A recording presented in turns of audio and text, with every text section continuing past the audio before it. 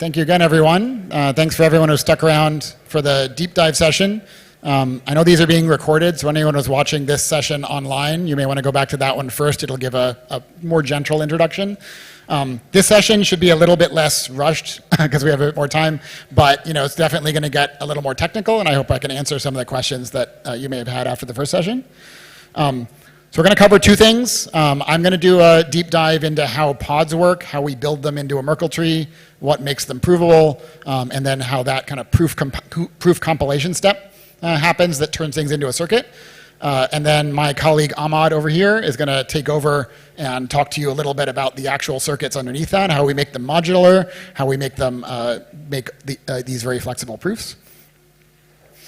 Okay, so let's review very briefly. So we're building this pod ecosystem where issuers issue credentials or attestations that may have come from some non-ZK friendly data source outside of our ecosystem, such as like the pretix database that Devcon tickets come from.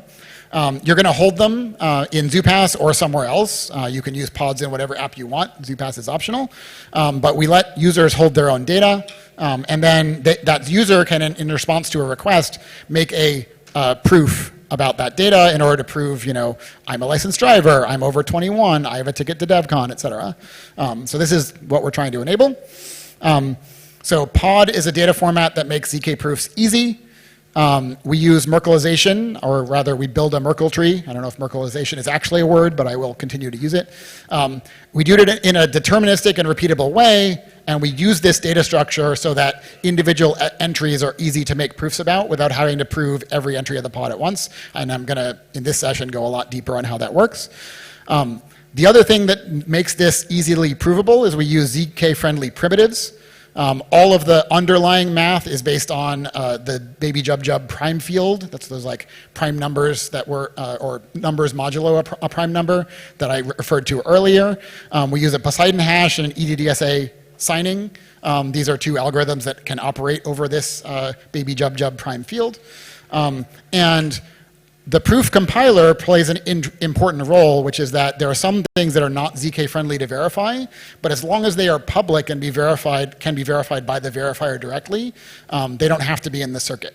And I'll show you a little bit more about how we make that work. So a reminder of what a pod looks like. I've cut this pod down to only 3 entries just so that everything fits on a slide, but it's otherwise the same as the driver's license I showed you before. It's got a name, it's got a date of birth, and it's got the public key of the card holder. So how do I sign this in a ZK-friendly way? Right, the normal way you would sign a JSON is you have to just sign it like a string, and you have to be very careful that it's all in the same order, otherwise your signatures is wrong. So we've got a better way in pods that makes it much more provable.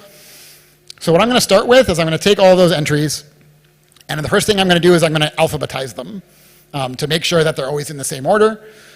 Entries actually come from entry names come from a pretty limited character set. They basically match an identifier in most programming languages. It's like ASCII plus numbers and underscores. So there isn't any Unicode question about what the alphabetical order is. It's pretty clear. So we do that. We put the names and the values adjacent, and then we hash them all. And in this diagram, and in the future diagrams, green is something that is ZK friendly. I can do it inside of a circuit if I want to. Red is something that is not ZK friendly. I can't do it inside of a circuit, at least not efficiently, not in a browser on a phone. There are certainly ways of doing non-ZK friendly things in circuits. They're just really big circuits. So all the name hashes and any of the string values that I want to hash, I'm using SHA-256. That's not a ZK friendly hash function. So that means that those strings are going to be represented in a circuit only by their hash, not by the actual string, because the circuit can't repeat the hashing. That wouldn't be very ZK friendly anyway, because strings are variable size, and ZK circuits don't like variable size things. But this is the approach that we've taken. The green P's here, that's the Poseidon hash. So a date is a number, so I can use the Poseidon hash function to make a hash that is ZK friendly. The same is true of the public key. A public key is actually 2 numbers, so the P here is actually a 2-input Poseidon hash rather than a 1-input Poseidon hash. The diagram is lying a little bit, but it's still ZK friendly. It's something that I could verify in a circuit later if I want to. Okay, that's step 1. I haven't built a tree yet. I've just done a bunch of hashing. So let's start building a tree.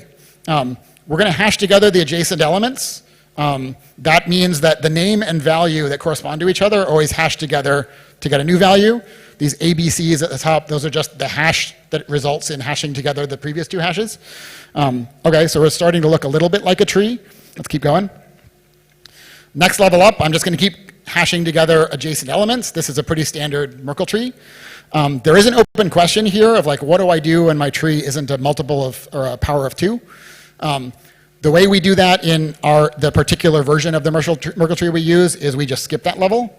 So when we go up to the next level, we just take that value C, we feed it up to the next level unchanged. This is a data structure called a lean IMT, IMT standing for incremental Merkle tree. It was built for Semaphore by the PSE team, and we're just reusing it here. It is a very lightweight Merkle tree and works particularly well for small trees. Most pods right now are less than 16 elements or less than 32 elements. You can go as big as you want, but the circuits just get a little bit bigger with the depth of the tree. So the lean IMT works very well and very efficiently for small trees. Okay, so now that we've gotten to the top, we've done all these hashes, we've got one hash, and that's called the Merkle root. In Merkle trees, that's a thing that you might publish to prove that you're a member of a group, for instance. In the case of pods, we call that Merkle root a content ID. And that's the thing that I mentioned earlier is going to represent this pod. The same content put through this same process will always generate the same content ID. So we make this a first-class concept that what the pod's content is. This is its hash, essentially. Now that we got the content ID, that's when we can actually sign it. And as I mentioned earlier, the content ID is actually the thing that's signed. You're not feeding in the names and values directly to any signature algorithm. You're just doing this Merkleization and then feeding the content ID into the signature algorithm. You're also going to feed in your private key if you're the issuer, and you're going to get out a signature. EDDSA signing, you notice that that's kind of a gradient between green and red. It is a ZK-friendly signature scheme, but it turns out that there's a key generation phase in the signing step that isn't ZK-friendly. So from your private key, it's actually hard to generate a signature in a ZK circuit. That's not usually a problem for us because all you need to do is verify it. Like if you ever wanted to do the ZK circuit equivalent of signing, you would just sign outside and then stick the signature in and verify it in the circuit, and you're good anyway. But I'm trying to be correct about my color coding here because I'm that kind of pedantic. Okay, so we've got this thing that represents the entire pod. How do I prove one entry of that pod? That's the thing I most often want to do in one of my ZK circuits. So this is what Merkle trees are for, if you've seen them before. This is called a technique called a Merkle membership proof, that if I want to prove that I have this entry called date of birth, I don't have to give you the whole tree. I just have to give you the path up the tree and give you the sibling that corresponds to the rest of the tree at that level. And if you're a verifier, and I give you all of the values that are shown here, but not the ones that were deleted, you can verify that all this is correct. Right? You can take the name and value and hash them. You get B. You can then take A and hash it with B and get X. You can take Y, which I gave you, and hash it with X to get the content ID, and you can validate its signature. So here I've just avoided having to give you all of the elements, but you can still validate that this is a valid pod. So that's pretty cool. Let me formalize this. So this is the standard field you'd have in what's called a Merkle membership proof or an entry proof. So the root is the content ID. The leaf, we always set the name of the entry to be the leaf. That's a little bit arbitrary. The depth in this case is 3. In order to validate the proof, you have to know how deep the tree is. We've also got what's called an index. This is telling you when you get those siblings along the way, are they coming from the left or coming from the right? That's because our hash function, when it takes 2 inputs, the 2 inputs are not reversible. So you have to know which direction the tree goes to go up. So that's what the index is for. You have to get those sibling hashes. And this is an interesting thing that I didn't realize until I built this. The value hash that corresponds to this name is right there in the list of siblings. So it doesn't actually have to be fed into the circuit as a separate element. It's just part of the Merkle proof. It has to be there anyway, which will be useful later. I've got the value, and then I've got my public key and my signature for verifying. So this is what's called a Merkle proof. It's not a ZK proof. When I built this, I initially thought, oh, well, if all you have to do is prove one element of a pod, one entry, I should say, because that's the word we use, I could just send you the Merkle proof, and I don't have to make a ZK proof at all. Wouldn't that be easier? It's certainly a lot cheaper. Anyone here have an idea of why I can't do that? Why it would be a bad idea? Why it might be unsafe?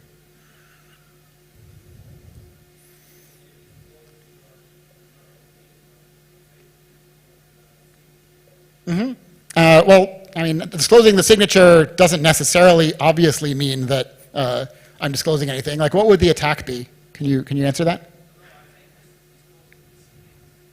Oh yeah, the siblings, yes. So what would you do with that if you were an attacker? Yeah, precisely. So these are hashes. It's hard to reverse a hash. But if the values themselves come from a relatively small set, you can use a hash to try and guess what the value is, right? So this is much like a rainbow table attack on a password list. Like, if you leak the hash of something, it is much easier to find out what that thing is than if you don't have that hash. So that's why we don't usually send these Merkle proofs around directly outside of a circuit. Thank you for that. And that was something I actually learned while building this. I'm like, oh, that would be easier, wouldn't it? Well, it's easier because it's not secure, as it turns out, unfortunately. So the next step here is we put this inside of a snark. So now, instead of drawing a diagram of like the work I do in my code, this is now a diagram of an actual ZK circuit. But it's very much like the previous one. And then on the right side, I've basically grayed out all of the fields that I'm not revealing. One of the magic things about a ZK proof is that I can choose which inputs are public and which ones are private. So the only things that have to be public are the name hash of the leaf, because you have to know, like, you aren't going to accept driver equals true if you don't know that the name is actually driver. So that's always public. And then the public key that signed the pod has to be public, so you can verify that, with some exceptions. And if you have a more complicated circuit, you don't have to reveal that. You can instead prove that it's part of a known list or something like that. But at this level, it's always going to be public. Everything else is private. Did you notice the trick that I pulled there? I feel like you should probably be asking questions. Right? Something disappeared. So the name hash disappeared. That's because that's not a ZK-friendly hash. You have an question?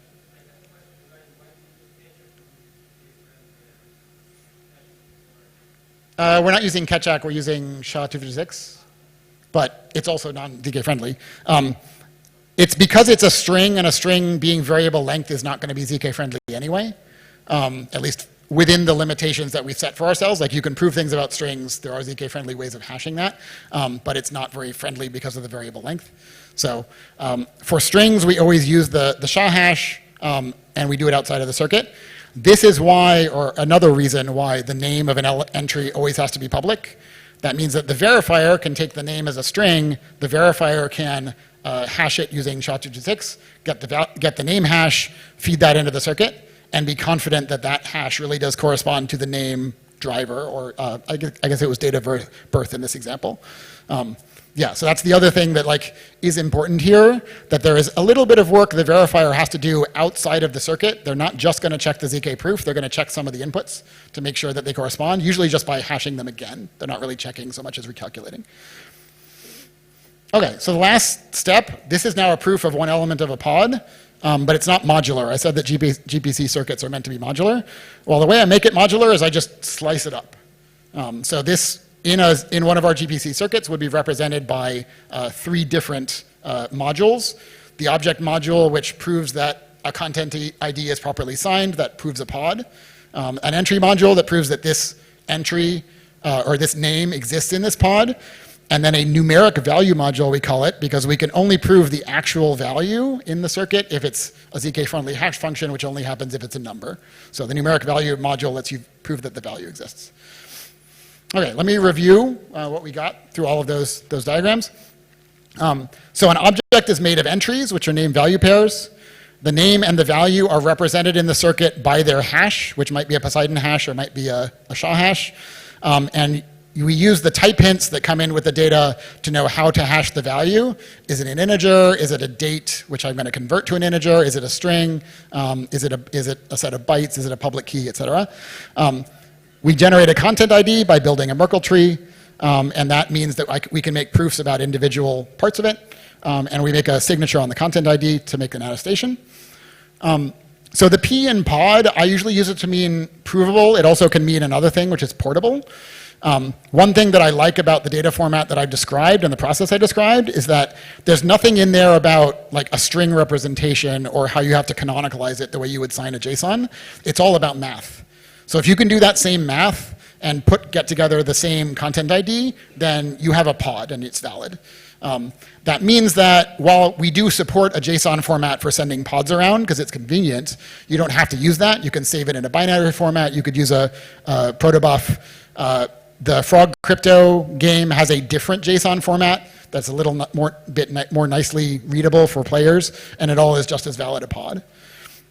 Okay, but a pod also is provable. It allows for efficient ZK circuits because of the hashing function and signature function we chose. In the ZK circuit, there's a fixed cost per pod to validate the signature. There's a fixed cost per entry to validate the entry. And then a ZK snark can verify all of this. This is the full list of value types that we currently support. It will probably extend. I'm not going to go through all of this in detail. Mainly, they are what you would expect. A few interesting details. Any value can be compared for equality because we just look at that hash and can compare two value hashes together. Some values will be equal to values of other types. For instance, like the Boolean with the value 1 and an integer with the value 1 are actually the same value. So keep that in mind if you're ever using this in your checks. But only certain values can be compared in an ordered way, meaning less than, greater than, et cetera.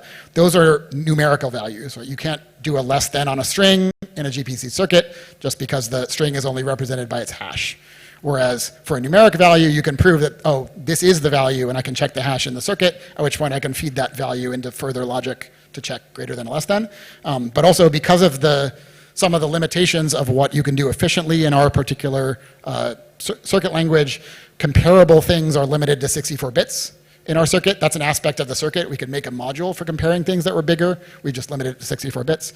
Whereas a cryptographic number can be anything that fits in a field element. You'd use that for a hash, but you're probably not going to check those for greater than or less than. Okay, one last bit of detail getting into how we compile down to circuits before I hand off to Ahmad to explain those circuits.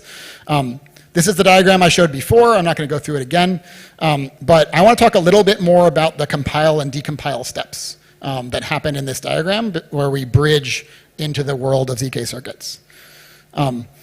So your GPC is a modular circuit. It's made up of modules that are basically sliced up the circuit that I showed you earlier, plus other things. Like, right, I showed you the object, the entry, and the numeric value. Ahmad's going to show you a lot more.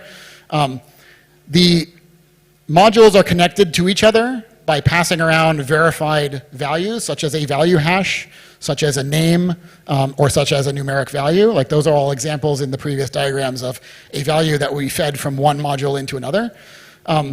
And there are public inputs to the circuit that say, okay, something like entry module number 3 is going to take its content ID input from object module number 1. And that's how you would wire these things together that say that, oh, the first object that I proved has this entry, and I want to make those correspond to each other, and then it's going to validate in the circuit that content ID really is the same. So if you think in terms of hardware, there are a bunch of like multiplexers and demultiplexers that are feeding things around. If you think in terms of software, it's a bunch of like if statements essentially. And all of those wiring signals or configuration signals are by definition public. They won't be hidden because the verifier has to send in the same configuration to make sure that they're verifying the same proof. Okay, and lastly, as I mentioned, the GPC circuits come from a family. We generate circuits with different sizes. For instance, a typical circuit that we use for ticket proofs has one object, a max of 5 entries, 2 numeric values on which you can do things like less than or greater than, one list that you can check membership in, et cetera.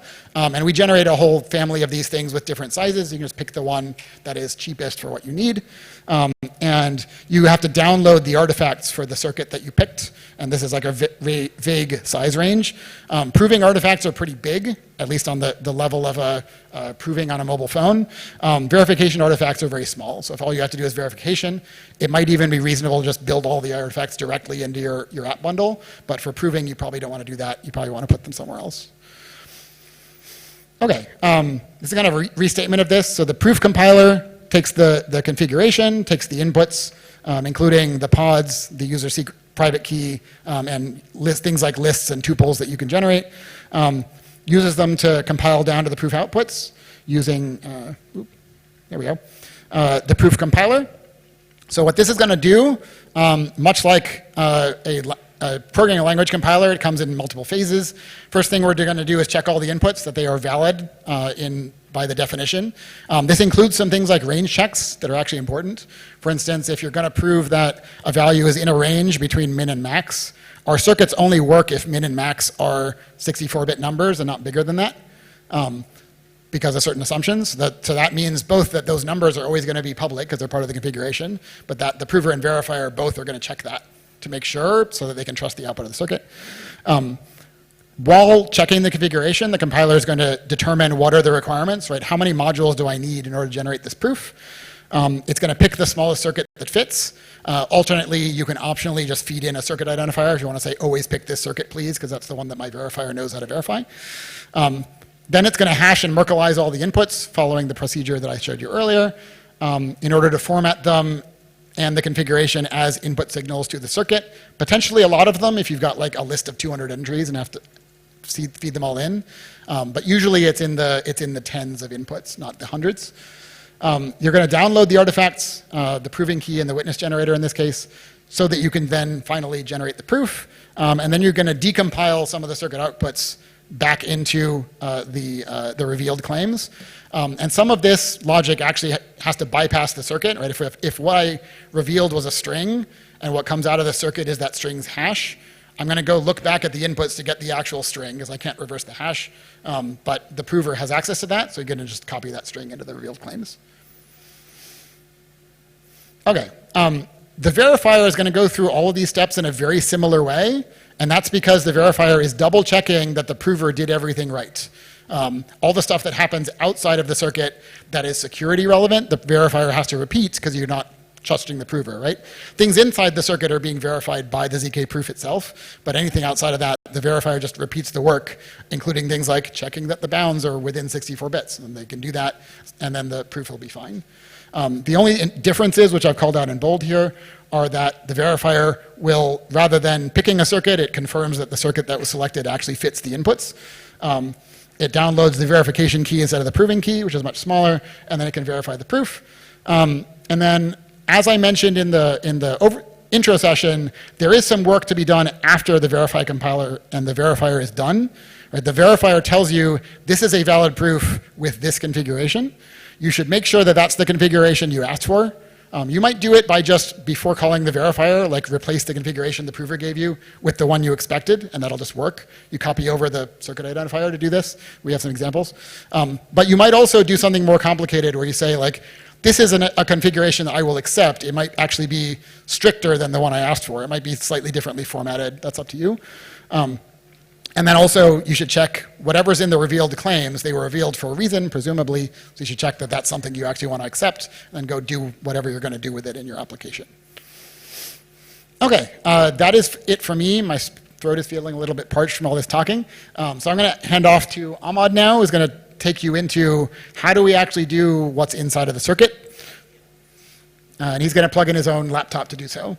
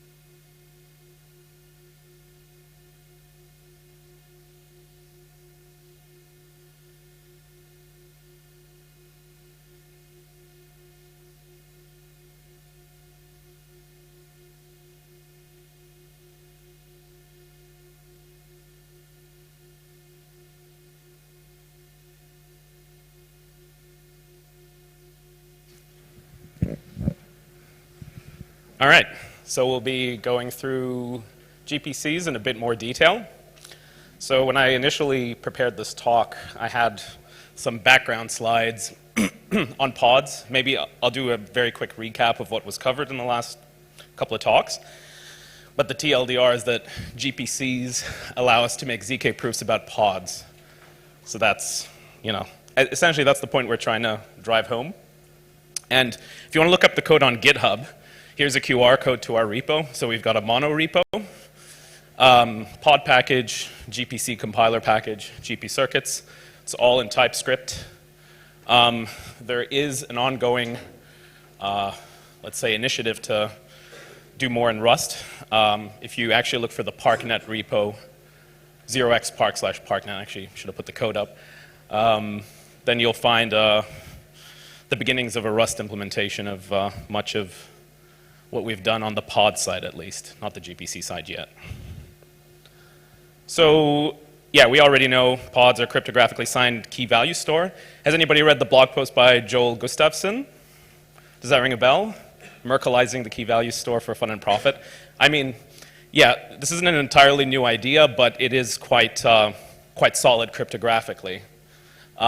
Andrew's already gone into detail on how, we Merkleize a pod, but you basically start with the JSON object, you appropriately Merkleize it, you sign the Merkle root, and bam, pod.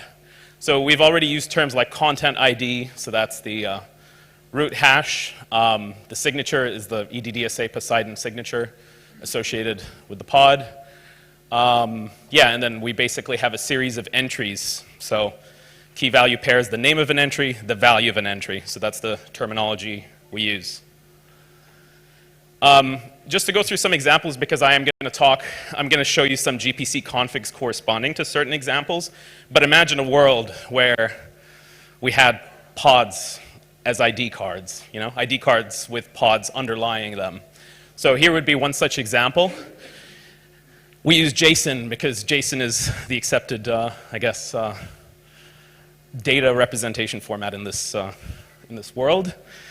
We have various fields in our ID pod, like name, date of birth, semaphore ID, public semaphore ID.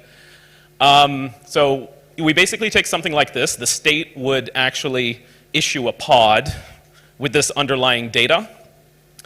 And once a pod is constructed, you basically have the content consisting of this part, plus the signature, plus the signer's public key. This would be the state that signed the ID pod. And the content ID, which is the Merkle root, that can be reconstructed in a deterministic way, because we already have conventions about how you arrange all of these entries. And then another example would be a ticket to an event such as this one. So a ticket should have an event ID, so the event, the ticket's associated with, a product ID like, regular ticket, maybe a speaker's ticket, a ticket ID to identify the individual person.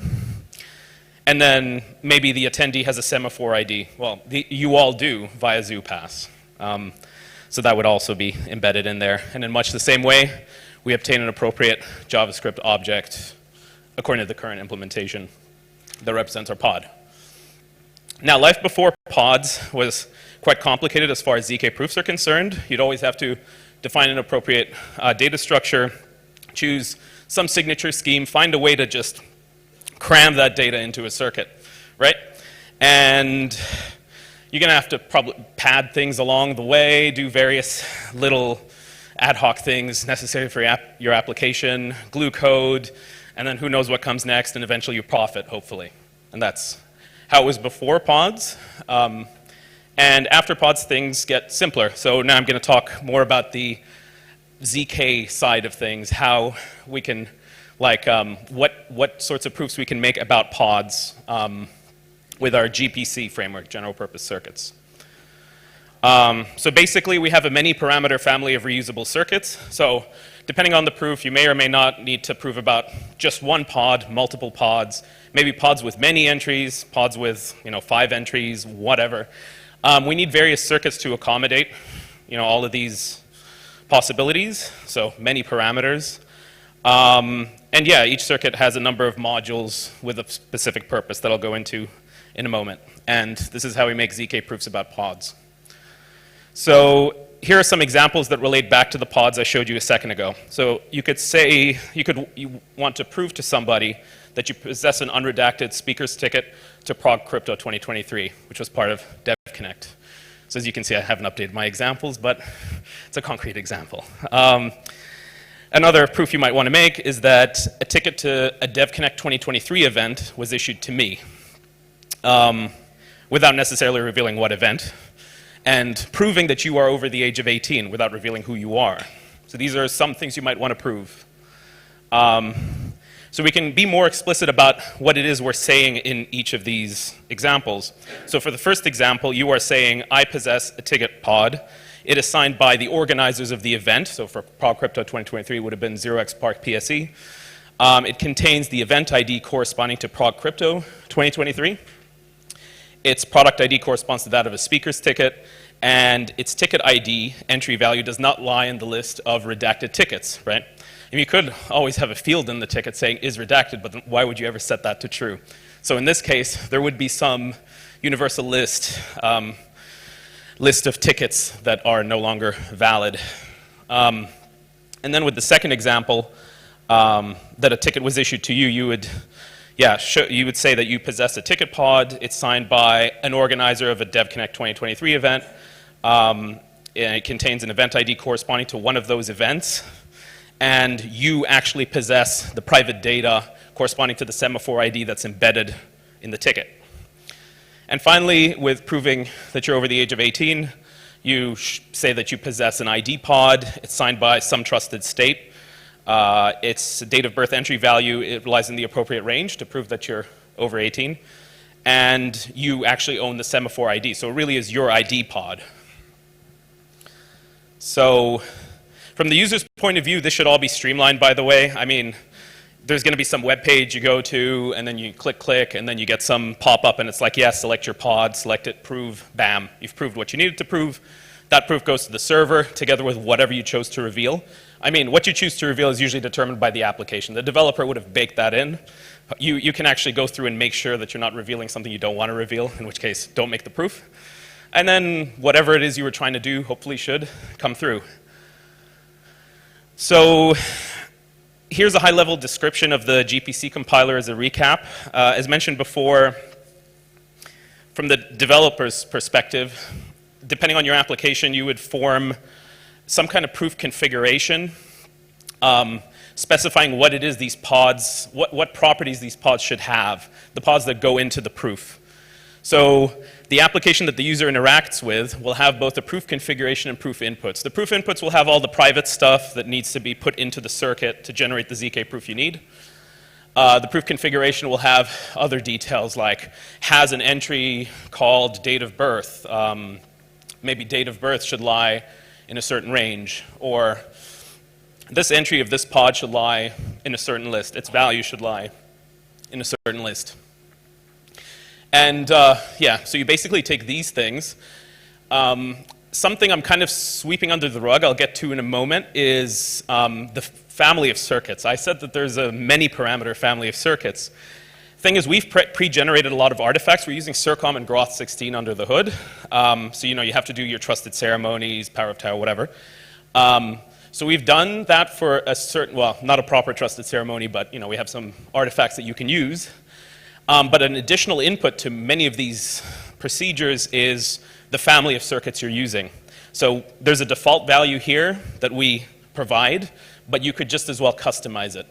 And the process goes as follows. You plug in the configuration and the inputs, and you know, you put in this GPC proof box. The config and input are all checked. I mean, the user might be trying to prove they're over the age of 18, but if they're not over the age of 18 according to their ID pod, this will be caught here. And let's say it isn't caught here. You know, you have a script kiddie, they basically comment out that line. Well, they're not going to be able to generate the ZK proof. They're going to go to cryptic error, right? Or even if they did try to, even if they commented out more lines further down the line, they're not going to come up with a valid proof. So here, this helps you not shoot yourself in the foot, essentially, in producing false proofs. Helps in debugging as well. So everything is checked, all the validity of all the statements, the types, etc. And then a circuit has to be chosen. You know, let's say you have 10 pods you want to prove about. You have to pick a circuit that's big enough to accommodate for that. So we essentially build up a data structure called GPC requirements, which is just an appropriate JSON that lists, the various things we need. And then the circuit whose size is the smallest as far as number of constraints is chosen from a list. So something we haven't quite done, maybe we should think about this at some point, is who's interested in on-chain applications? Yeah, so besides, you don't really care about verification costs. You probably, proof size is not really much of a concern. It's more about input size. You might want to optimize for that.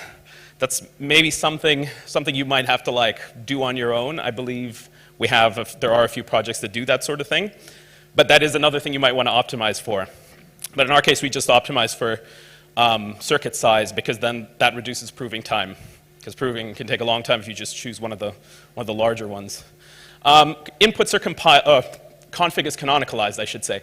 So sometimes the proof configuration can contain unnecessary restrictions on the inputs.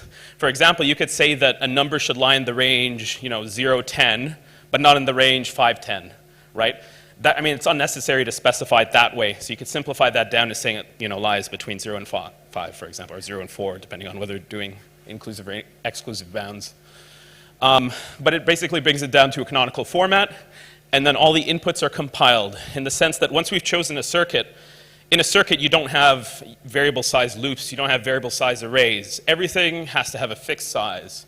So there's going to be a lot of padding involved in various places. And we generally choose the padding so that everything is still logically consistent. For example, you could say you have a pod has an entry with a value that lies in some list, okay? List is, let's say, 5 entries long, but the circuit you chose says all lists have to have 10 entries. So what do? Pad with one of the existing entries. We choose the first one. That way, when you prove list membership, you're still proving the proper list membership you wanted to prove, right? Even with the padding. So we have to do all that. So we basically prepare all the inputs for the circuit, and then plug that in, snark.js, get our Groth16 proof, and we're happy. Besides the proof, we get the config back together with a specification of which circuit we chose along the way. And finally, the revealed claims are included in that output. So basically, in our proof configuration, we might have chosen to reveal our date of birth and not actually check it in the circuit.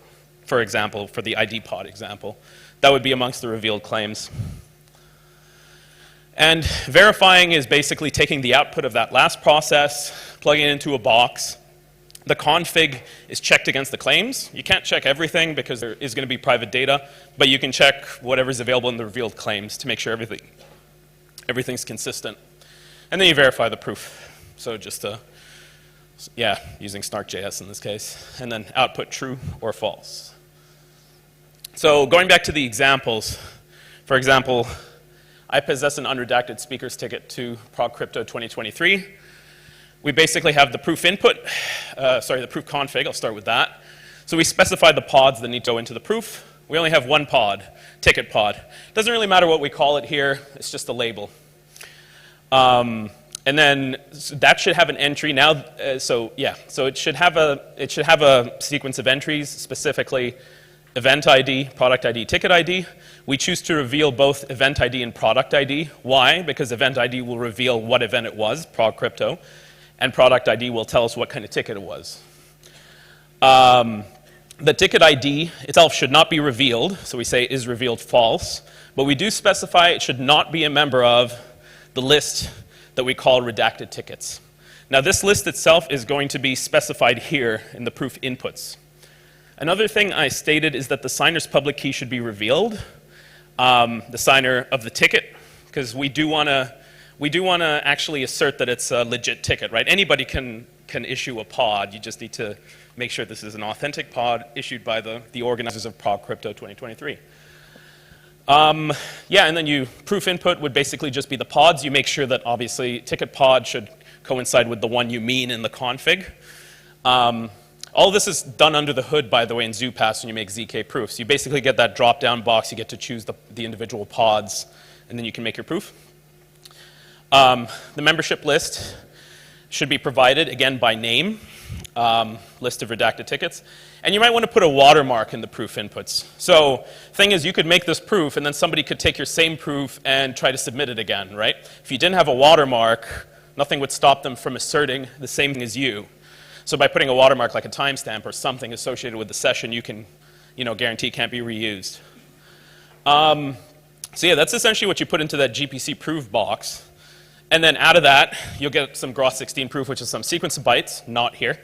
And you get the bound config, which is just the proof config, JSON or JS object, together with a circuit identifier field, which contains some label that tells you what circuit configuration you chose.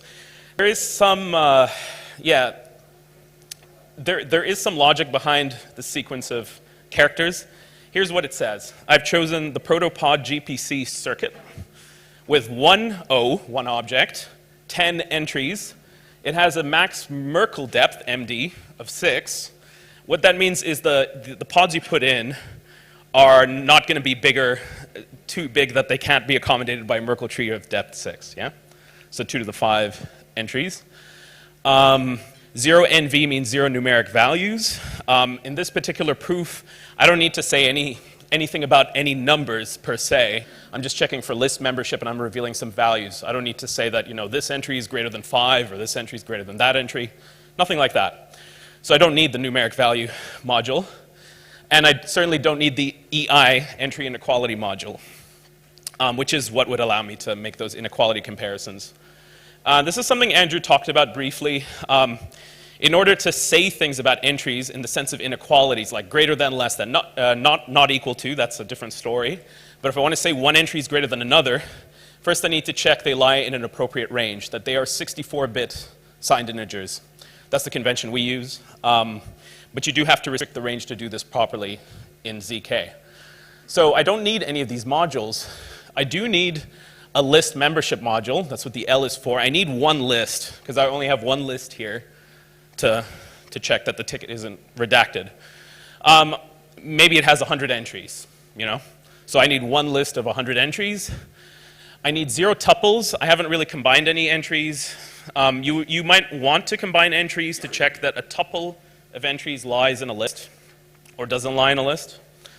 And in this case, because this was Prog Crypto 2023, before we migrated to semaphore v4 IDs, I need one owner module, so that's the O, of semaphore v3, and 0 semaphore v4 modules. And then revealed claims. So up there you can see I chose to reveal the signer's public key, event ID, and product ID. And they're all revealed here amongst the revealed claims. The watermark is always revealed because that's part of the challenge in a sense.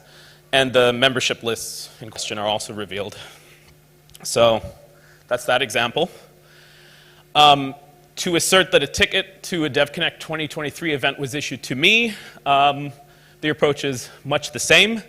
The only difference here is I actually form a pair consisting of the signer's public key and the signer's public key of the ticket pod that was issued and the event ID, and I basically check that that pair lies in the list of all DevConnect pairs. Basically, pairs of DevConnect event IDs together with signer's public keys to ensure that the ticket is from that list. And then on the other hand, I also assert that the attendee semaphore ID entry of that pod is my owner ID, and in fact it's of type semaphore v3. You could replace that with v4 if we were dealing with v4 IDs. So in this case, I think everything's self-explanatory except the circuit configuration changes. Everything is okay up until about here. Now I need one tuple of arity 2. So this is like the best case scenario, by the way. You might not necessarily get something that exactly fits your requirements. It could very well be that we haven't provided any circuit configurations with one object and a Merkle depth of size 6. Perhaps we only provided Merkle depth of size 5, in which case you would have gotten different parameters here. But this is just for the sake of illustration. And finally, we have the example proving that you are over the age of 18. In this case, what you want to do is show that the signer's public key is in the list of public keys of trusted states. Now, in this case, I've deliberately chosen a smaller list size, 10. I don't know if there are 10 states that we can actually trust in this world. But for the sake of example, 10. Yeah, so things are much the same except for date of birth, where here we assert that it isn't revealed, so we're not revealing our date of birth, but we are asserting that it lies in the range 0 to 18 years ago, specified as Unix time in this example. Yeah. And, oh, and in this case, since we're actually using our semaphore ID, we can actually associate a nullifier with this particular proof, if we so choose. In this case, you can specify that as part of the owner section of the proof input, and that comes through with the revealed claims. So just a quick refresher, I've already alluded to this, but circuits have limitations compared to regular programs, mostly as far as like static versus dynamic memory. You've got to make sure everything's of a fixed length. All of our functions have to be naturally expressible in terms of addition, multiplication in a field. This motivates many of our constructions and much of what we do. And this is why we have to provide a number of templates to accommodate different proofs about pods. So let's get into the modules, and there are so many of them. Let's go in order. So we've got the object module. Each object is, as I said, is a Merkleized structure. So you basically take your key value pairs, blah, blah, blah, Merkle root. You sign that, you get a signature, you have a public key associated with that signature. You want to check that all that is consistent in the circuit. And we have one module that does that. It's the object module. And this will be done for each object provided to the circuit. Like I said, we pad things. So if you choose a big circuit that requires, I don't know, 10 objects, but you've only got 4, then one of those objects is going to be repeated. And you're just going to have extra checks of the same sort. So yeah, public key, signature, content ID, which is that root hash, all check for consistency. Essentially just check the signature against the message given by the content ID. Now each entry you plug into the circuit, the way we do this is the entries are their own thing. It's not that you plug the objects in their entirety. You don't have to. You only plug in the entries that you need to prove something about. And then you specify which object they correspond to. So there's an index in there. We have a bunch of arrays. We have the array of like object content ID and other things. And you specify for each entry which pod object, underlying object it corresponds to. And what the entry module checks is that the entry actually does correspond to that pod that you specified. So you provide a Merkle proof of inclusion of that entry. So the root hash is recomputed, checked against the object hash, and we also, like as was mentioned earlier, the actual key, the name of the entry is passed in as a hash. That's also passed in here it's also checked against, it's in the Merkle proof. And in the end, if everything is good, the revealed entry value hash is spat out because we choose to reveal an entry or not reveal it. And by the way, if anything is not satisfied, the circuit just won't compile. That's what's going to happen. The proof is not going to compile, sorry, I should say. Yeah. Now, besides entries, notice that in those earlier slides, I said things about the signer's public key. The signer's public key isn't actually an entry in a pod. It is part of the pod data structure, but it's not actually an entry. We call it a virtual entry for that reason. It is passed into the circuit. It's actually, passed in together with the object itself. So what happens inside our big circuit is that all of these are aggregated into an array, both the public key and the content ID. There are some things you could prove about the content ID. You could prove the content ID is a member of a list. That might be a bit weird because, who's publishing content IDs? But you can also say things like, I have a bunch of pods and they're all distinct. So that's something I'll get into in a moment. We actually have a module for that, the uniqueness module. So we basically take this data and we hash it so that it's treated just like any other entry. It can be used in all the constructions we have in ZK for proper entries. So you can check list membership.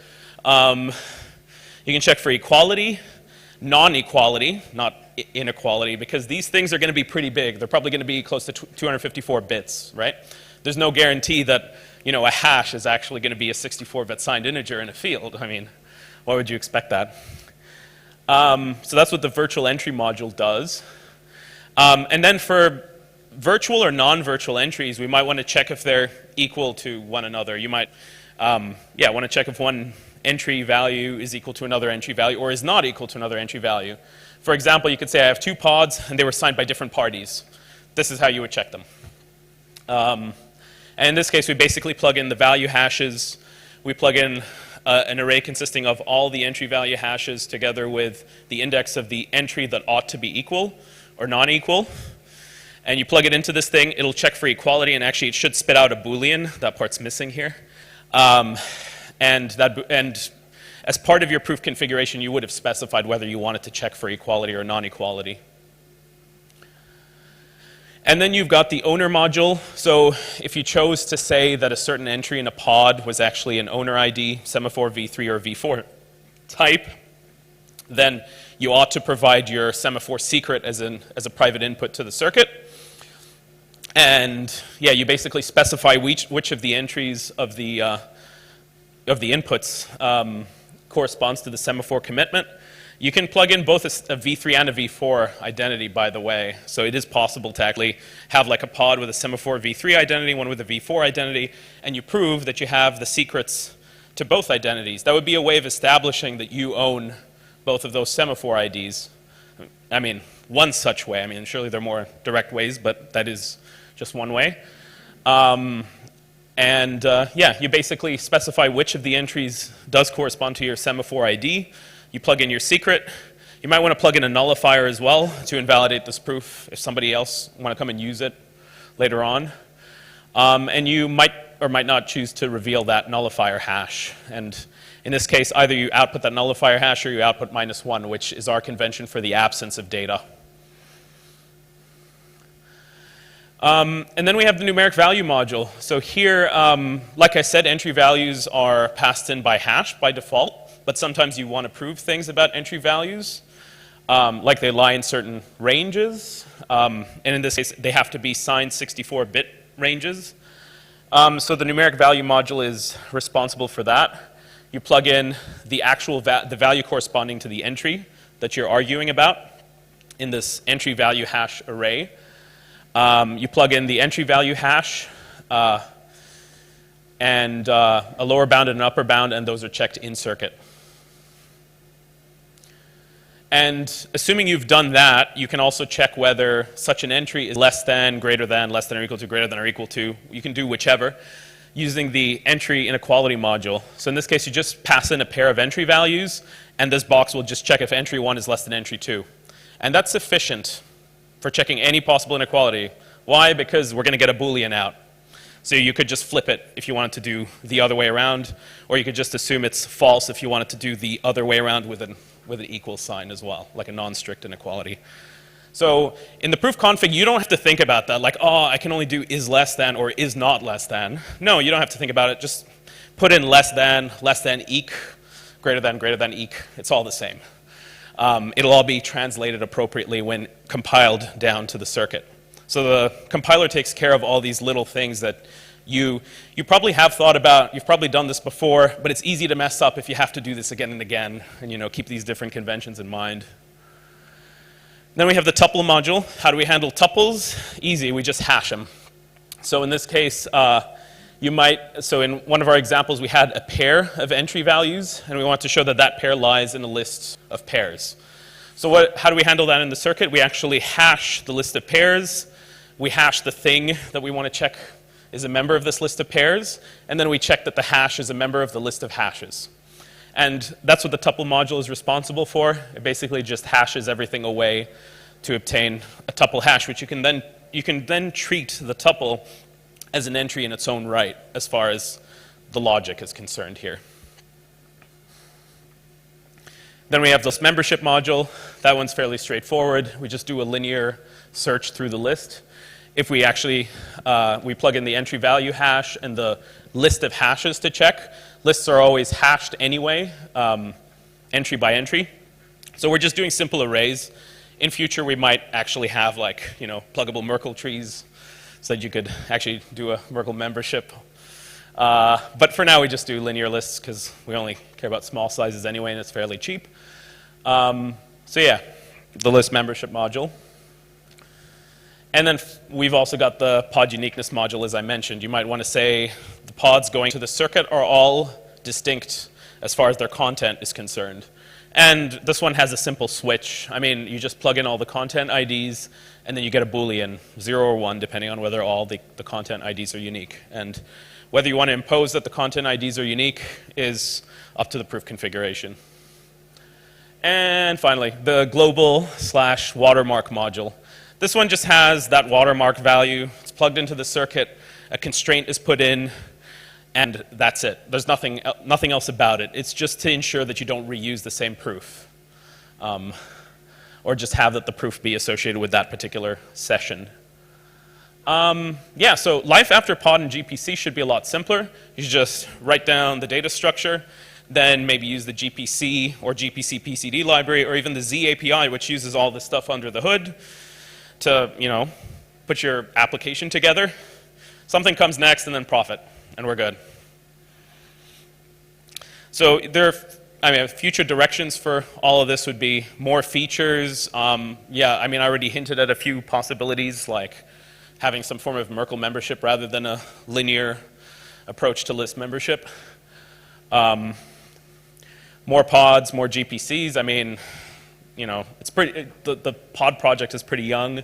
Lots of frog pods going around, so I think so we're getting more adoption by the day. And possibly a different stack for certain other applications. I mean, at the moment we're using Circom with Groth 16 in TypeScript. We can't do recursive proofs. What if you wanted to plug a pod proof into a GPC? Well, you can't really do that. It's not natural in this setting. People are going in this direction of recursive proofs. You know, maybe use something like Plonky 2 or whatever else is in fashion to get things done. Yeah, those are just some possible directions. So this is pretty much all I wanted to cover. What I usually do at the end of, or towards the end of such a talk is maybe like quickly go through the actual protopod GPC Circom file, but I think you can all look it up in the repo. Maybe it'd be good to turn to questions instead. I was given a QR code. Damn, it's really small. Let me see if I can make that a bit bigger. Or did you already reveal that QR code? No, you didn't. Okay. Yeah, let's do that.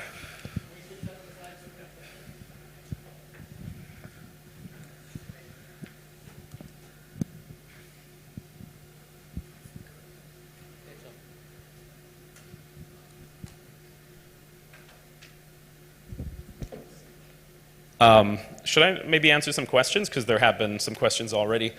So, hold on, let me show up the last two slides. Yeah. We'll jump to that.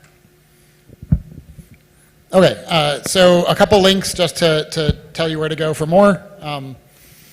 This was a lot in a deep dive session, so thank you all for sticking with us. But there is an all-day CLS from 0x Park about programmable cryptography tomorrow. All of that I think may be of interest to you, but in particular there's a workshop in the afternoon, which is what that QR code is, that is going to be about Zupass and the SDKs and things that you can do to build on pods. So hopefully some of you will join us for that. Also check out the docs, check out the Telegram. And then here's the thing you've all been waiting for. We'll leave it up for a minute or so before we switch to questions.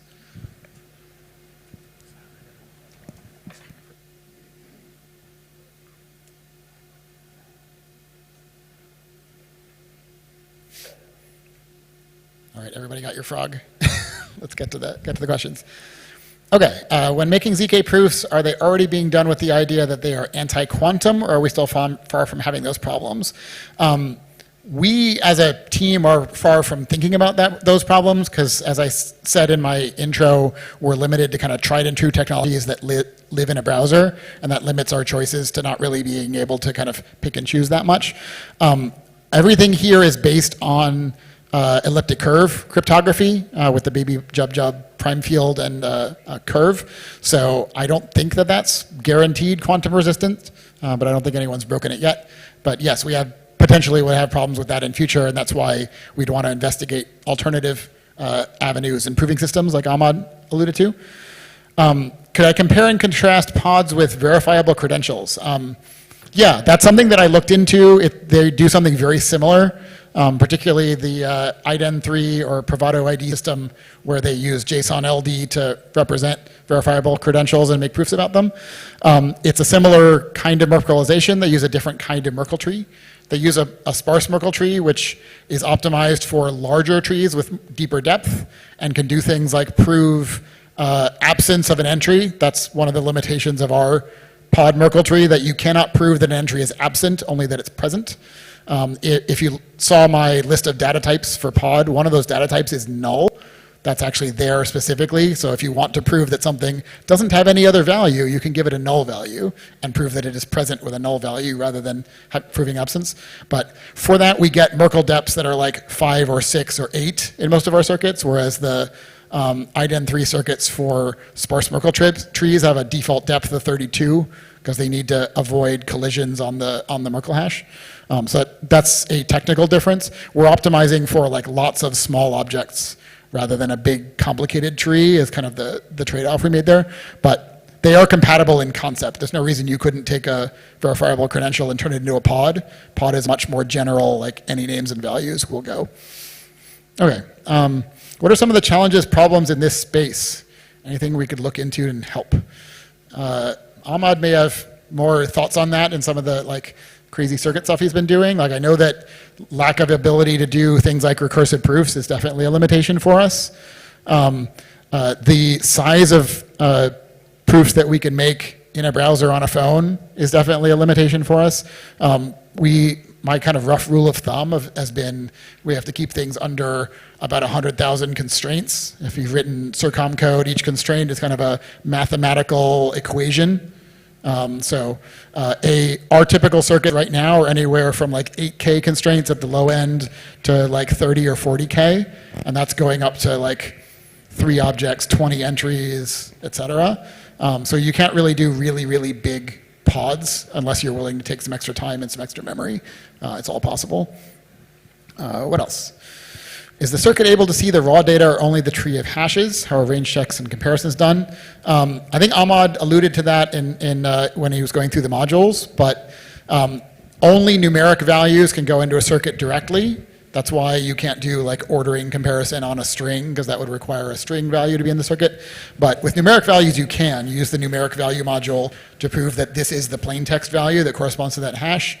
And then you can do things like range checks on that. And there's nothing stopping you from making more modules for more things. Let's see.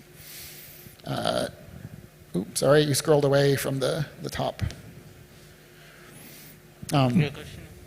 Is there a way to integrate the automatic prover inside the smart contract?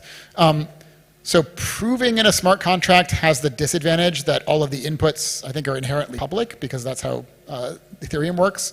So if there's nothing stopping you, I think smart contracts are Turing complete. I think the size of the input would be very large and you'd have confidentiality problems. But more useful is verification on-chain, and we already have that working. Using the verify compiler is kind of used as a pre-step to take the like friendly objects and compile them down into the raw circuit inputs, and you can send those on-chain and have the on-chain verifier verify that. There's a demo app called Frog Juice that lets you juice your frogs on-chain.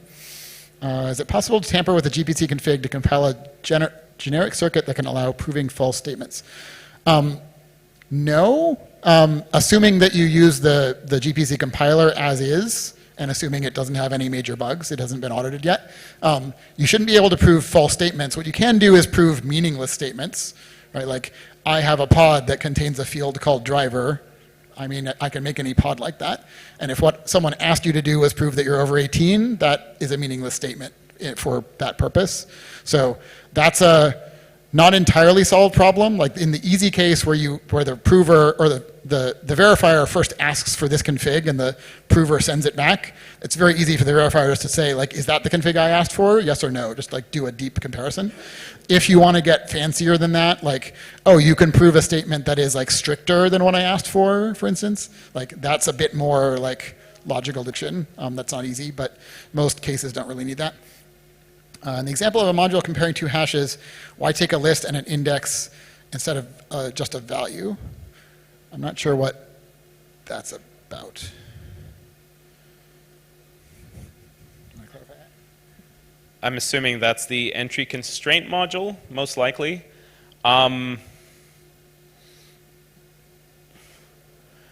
Well, I mean, it could go either way, but maybe you had a particularly strong response to that. I may have just figured out what this is. Feel free to jump up if you're the person who put in this question. What the index you're seeing may actually be part of that routing logic, the multiplexers that I mentioned. So it's not that the comparison is comparing something with a list. The comparison is comparing two hashes, but the input to the comparison, one of them is the entry that this module is attached to, so it's always a fixed input. The other one, you can compare it to any of the other entries. So the way that we accomplish that in the circuit is there's a list of the hashes of all of the entries, and then you use this index to pick which one are you comparing to. So that's part of the configurability. It's not about the list being a value that you're checking. The list is all of the possible inputs, and the configurability is the index. Is there any standard supported for pod? I don't know what you mean by standard. So everything's open source right now. The code is the standard. I realize that that's not a great answer. I would like to document this as a proper, at least a protocol spec, essentially.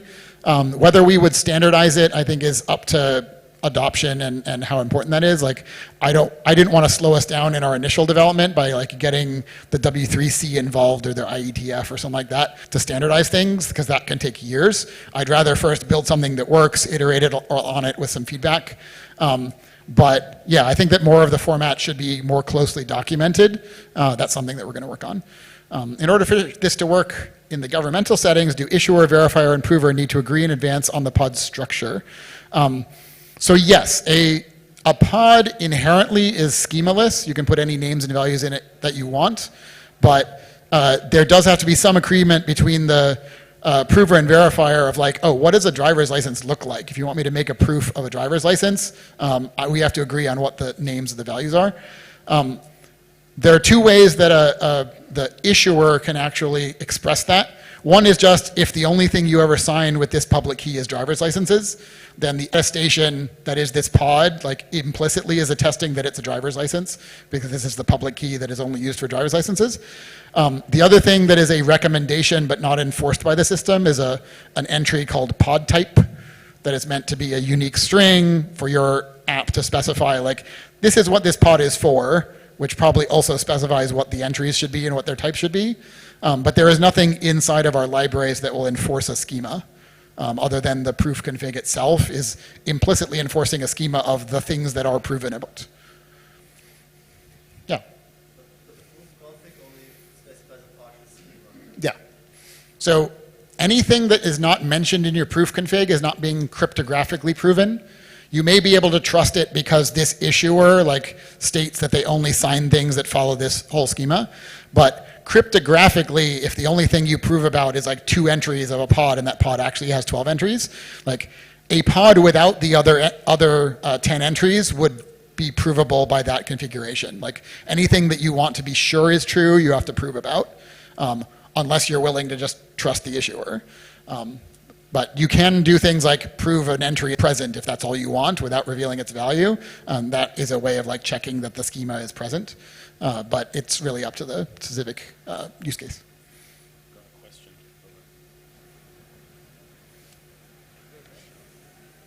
Did you have a question? It's answered. Oh, okay. Any other live questions? Feel free to put up a hand. Yeah. Can you pass over the mic?